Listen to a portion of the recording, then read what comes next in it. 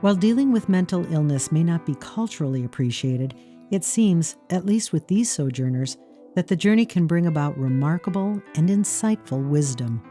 The big lesson is never give up. That no matter how bad it gets, it'll always get better.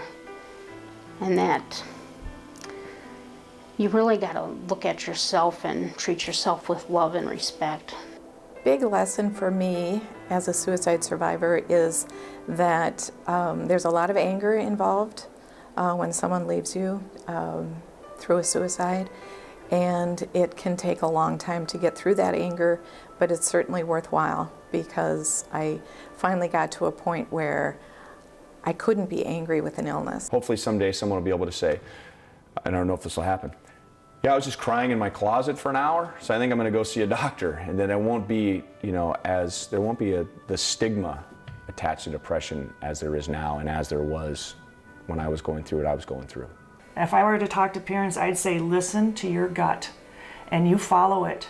And another thing we've learned in our experience with mental illness is you have to be an advocate and you have to get out there and make it happen, because there are so many loopholes in the mental health system that people who are so vulnerable, they just fall right through the crack.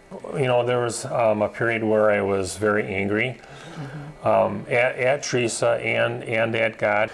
You can only hold on to your anger for so long. I got angry at the illness, and I got angry at the barriers to getting help, and that's where I put my focus. I don't think anybody that goes through what I went through feels like they're cured of it. You just learn to manage it. I still have deep, dark moments to this day, but I know how to cut them off. Since 1 in 4 of us experiences mental health issues, it might be good to understand the signals so that we can help ourselves or those we love. If my gut tells me that someone I love is struggling in any way that would indicate to me that they may have a mental illness or may be thinking about suicide, I would act immediately. Some steps that you can take are to ask them directly, don't wait. Ask them, are you thinking about suicide? Stay with them until you can get the help that they need. You can talk to them about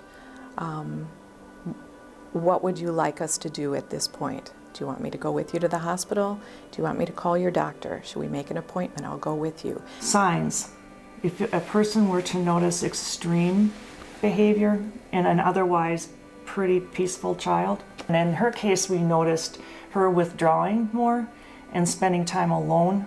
Her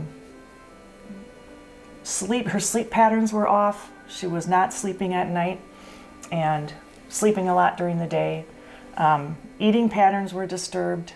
Another sign, I guess, would be she was cutting. Mm-hmm. Cutting, yeah, and she had a couple of pretty significant cuts on her arm. Mm-hmm. Don't be afraid to seek help. When you need it, it's okay to ask for help.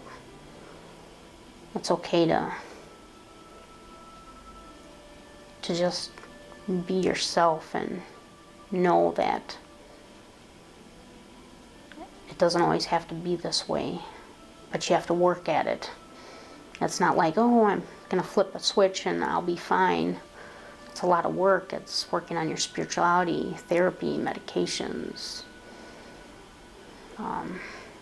meditation, exercise, eating healthy. It's like a full-time job. Do some research. Find out places that will support you.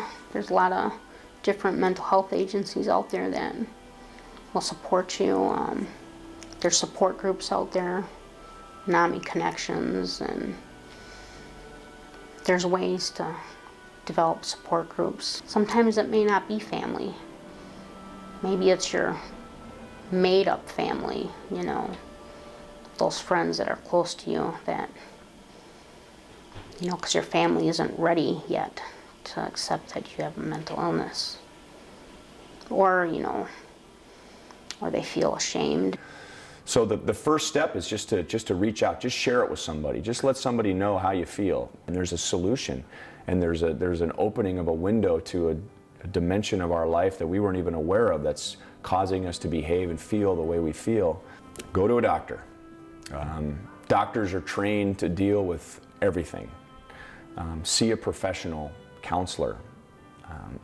They're trained to deal with issues like this, and if you're like me and you go in there and you think, okay, this is going to knock this person out of their chair when I tell them what I'm going through, and then it doesn't knock them out of their chair, and there's a solution. If you're observing someone who is having a hard time maybe pulling out of a situational type grief, because we've all experienced depression as routinely, grief and loss is a part of life, so we all can understand what depression is like. It's when you can't pull out of it that it's concerning. You need to feel that you're wanted and that you deserve to have a life worth living. And a lot of people don't feel that way. A lot of people with mental illness isolate. And our society doesn't make it easier for people to not isolate because of all the stigma out there.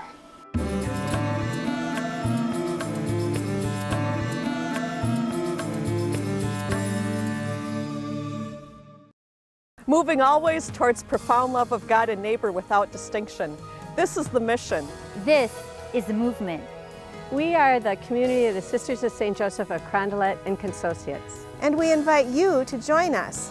We are women and men of various ages, backgrounds, and faith traditions.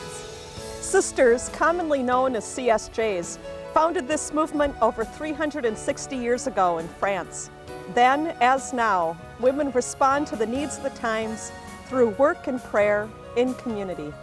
The Sisters' passion and work for justice has inspired others to join them, including Consociates, who formally affiliate with the CSJs and live out this mission in their own lives. Young adults find a spiritual community here through transformative learning, intentional living, and organic communal gardening. Find the many ways you can join this movement. Visit us online.